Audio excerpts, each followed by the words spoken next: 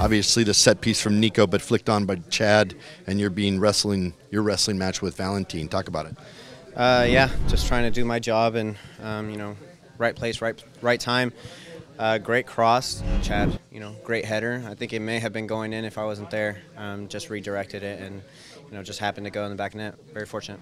Coach talks about those practice moments. You practice these exact same things. So talk about the week of preparation before this derby match. Yeah, I think we practiced that play in particular, quite a bit, and it was something that we felt that we had an advantage at, and obviously Chad is a monster in the air, and he's a competitor and will do anything for the team, and he put his body on the line, and I was just able to follow what the coaches wanted me to do, and that's all credit to them. Talk about second shutout in a row. How important is that, not only for you guys but the defensive back six? Yeah, I think it's good for our morale.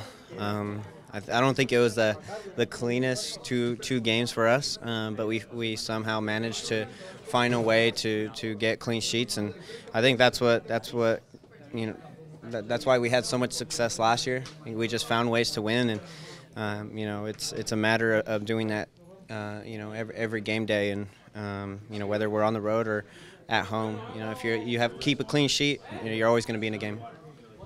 We usually don't see you pop up and get a little fiery this time with Blanco maybe, and then you get kind of charged in the jaw by Espria. But talk about how you're showing your emotions out in these years as these years goes by. I'd like to think that I'm a calm guy off the field, and obviously when I'm on the field and something isn't going our way, or maybe we need an energy boost, it's good to do. Obviously you can't get carried away and get a yellow card or red card, but it's what rivalry games are about, and I try to show my emotions and get the fans behind the game. How physical was it out there compared to what you've been through this season? I think we're a team that gets fouled a lot.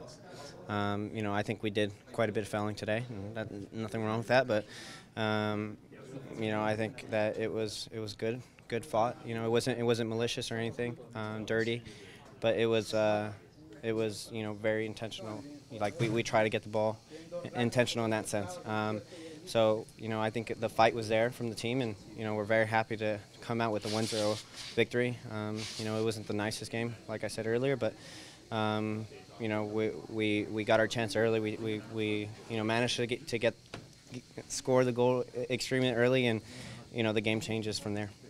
You talk about the challenges of defending Valeri.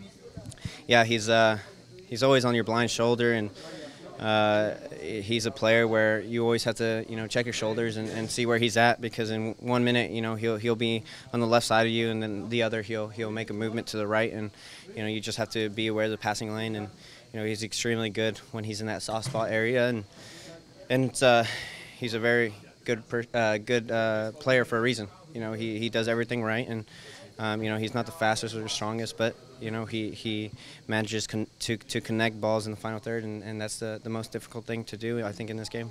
Cristian, how much of that physicality in the midfield have you learned just by playing alongside Ozzy?